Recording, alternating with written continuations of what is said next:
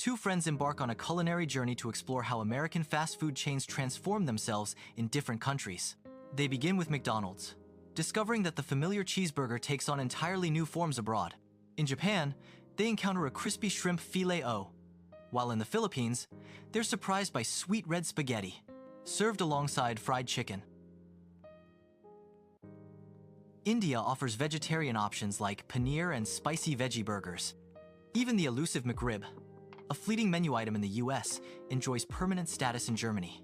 Each location reveals how local culture reshapes the same brand, challenging the friends' preconceived notions about what McDonald's truly is. The aroma of frying potatoes and sizzling beef followed them as they stepped into each McDonald's. But soon, the familiar scents mingled with unexpected spices and flavors. "Shrimp?" one friend exclaimed in Tokyo, staring at the golden, crispy patty nestled in a sesame seed bun. "This is nothing like the filet-o-fish back home." Their next stop was Manila, where the bright red spaghetti, sweet and tangy, sat beside a piece of perfectly fried chicken. The other friend wrinkled his nose. "Spaghetti. Sweet? Only in the Philippines." India presented a completely different landscape. Vegetarian options were the most popular.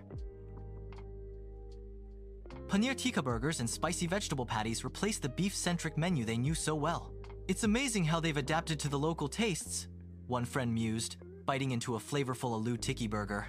Germany held the biggest surprise of all. The McRib, a sandwich that came and went like a fleeting dream in the US, was a permanent fixture on the menu.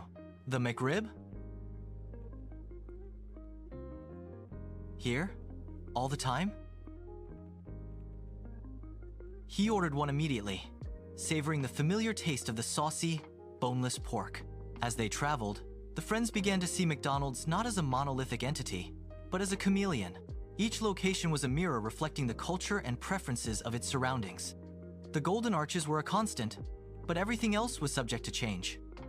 "It's not just about the food," one friend realized. "It's about what the food represents." The friends realized that fast food is more than just a meal. It's a reflection of cultural identity. The initial surprise gave way to a deeper understanding. They started noticing subtle details. The way the restaurants were decorated, the music that played, even the way the staff greeted them.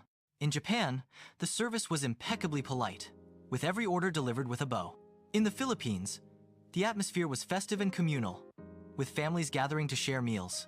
India was a sensory explosion of colors and aromas, reflecting the country's vibrant culture. Germany was efficient and practical, mirroring the nation's no-nonsense approach. The friends began documenting their findings, taking photos, and jotting down notes. They wanted to capture the essence of each McDonald's, to understand how it had been transformed by its environment. They tasted regional specialties, interviewed local customers, and even spent time in the kitchens, observing the cooks. Each McDonald's told a story of adaptation, innovation, and cultural exchange. It was a story of how a global brand could become deeply rooted in local soil. One evening, while sitting in a McDonald's in Mumbai, the friends had a revelation. They realized that fast food was not just about convenience and affordability. It was also about connection. It was a way for people from different backgrounds to come together and share a common experience. Even if that experience involved sweet spaghetti or a shrimp burger. The Golden Arches had become a symbol of globalization, a sign that even the most American of institutions could be adapted and embraced by cultures around the world. Their journey through the world of McDonald's had just begun, but they were already hooked. They couldn't wait to see what other culinary surprises awaited them on their quest to uncover the hidden identities of fast food around the globe. With their notebooks filled with notes and their cameras full of photos, they continued their adventure. Next stop, Starbucks.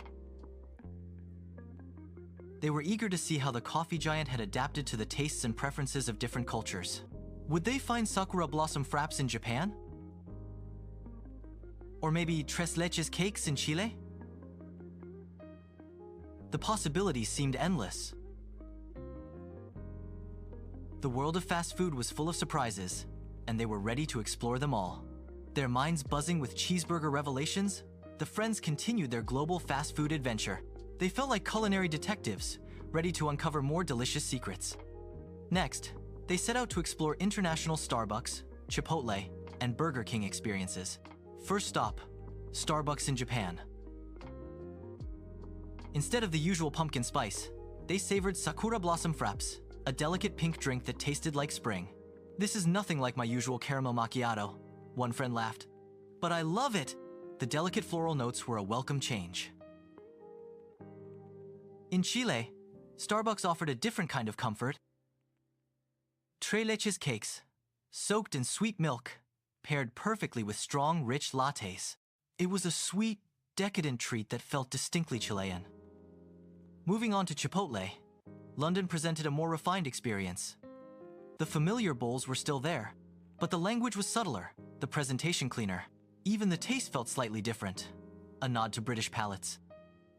"It's like Chipotle went to finishing school," one friend joked. The atmosphere was more upscale, less hurried. But Burger King surprised them the most. In Japan, they encountered black bun burgers. The buns dyed with squid ink.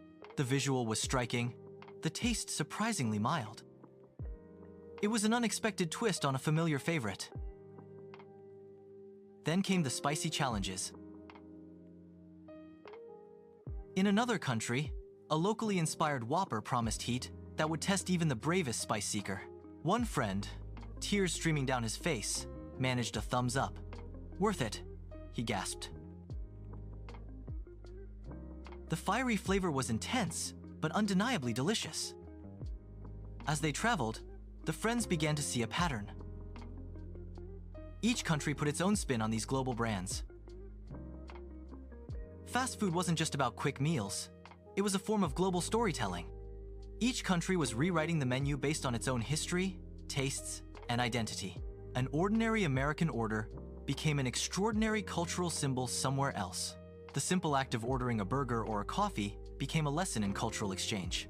They realized that fast food, often criticized for its uniformity, was actually a canvas for local expression. Every variation, every unique menu item, told a story about the people who created and consumed it.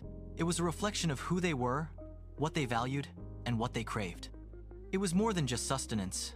It was a cultural artifact.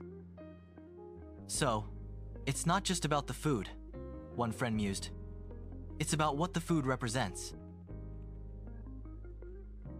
The other nodded, thoughtfully chewing on a black bun burger. "It's about how we connect and how we differentiate ourselves, all at the same time. It's a way of saying, we're all human, but we're also unique." They understood that fast food held a unique power. The power to connect and differentiate, to tell stories and share experiences. It was a universal language spoken in different dialects. And as they planned their next culinary adventure, they knew they would never look at a fast food menu the same way again. They had a newfound appreciation for the creativity and cultural nuances. They realized that every item had a story. It was a journey of discovery, one bite at a time. The world was a menu, and they were ready to explore it. They started planning their next trip, eager to uncover more hidden culinary gems. What other surprises awaited them? What other stories would they find? The possibilities seemed endless. They knew that their adventure had just begun. The world of fast food was far more complex and interesting. It was a reflection of global culture. With each new dish, they learned something new. They were excited to see what the future held. Their taste buds were ready. Their minds were open. The adventure continues. They were ready for anything.